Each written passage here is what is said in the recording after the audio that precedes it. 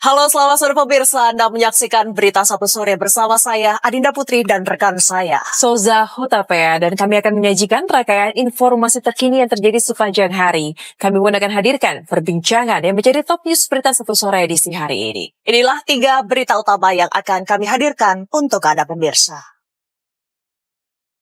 Pemirsa, perwakilan supporter Persib Bandung resmi melaporkan seorang konten kreator bernama Adimas Firdaus atau dikenal sebagai Respop ke Polda Jabar.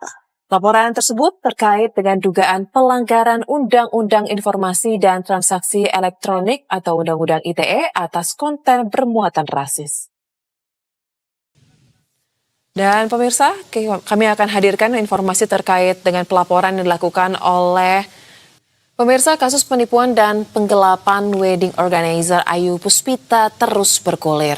3 orang diperiksa sebagai saksi. Polisi mengungkap sistem bisnis wedding organizer atau WO Ayu Puspita Sejahtera yang mengakibatkan banyak klien merugi. Dalam menjalani bisnis, tersangka menggunakan sistem gali lubang tutup lubang untuk menipu ratusan korban. Ya pemirsa, Satuan Reserse Kriminal Kepolisian Resort Kota Besar Medan gelar prarekonstruksi kasus dugaan pembunuhan yang dilakukan seorang anak terhadap ibu kandungnya di Jalan Dwi Kora, Kota Medan, Sumatera Utara. Ratusan warga berkerumun untuk menyaksikan jalannya prarekonstruksi kasus pembunuhan ini. Ironis sekali ya pemirsa, di mana seorang anak yang masih di bawah umur tega membunuh ibu kandungnya di Medan, Sumatera Utara. Motif pelaku tega membunuh ibu kandungnya ini kini masih dalam penyelidikan kepolisian.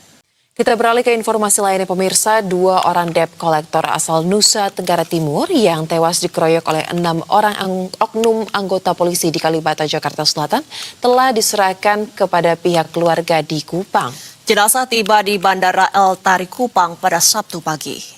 Sementara itu, lapak-lapak usaha yang terbakar akibat bentrokan di Kalibata dipastikan berdiri di atas lahan milik pemerintah Provinsi Jakarta. Gubernur Jakarta Prabowo Anung akan menjalin koordinasi dengan kepolisian guna merumuskan langkah penanganan atas kerugian yang dialami para pedagang.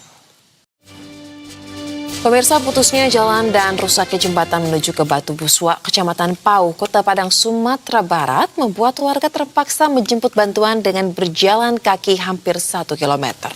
Tak hanya jaraknya yang jauh, kondisi medannya juga berat, sulit dilalui.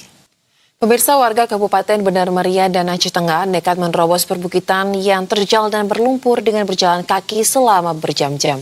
Hal ini terpaksa mereka lakukan untuk mencari kebutuhan pangan dan tidak kelaparan di tengah krisis pangan yang melanda wilayah tersebut.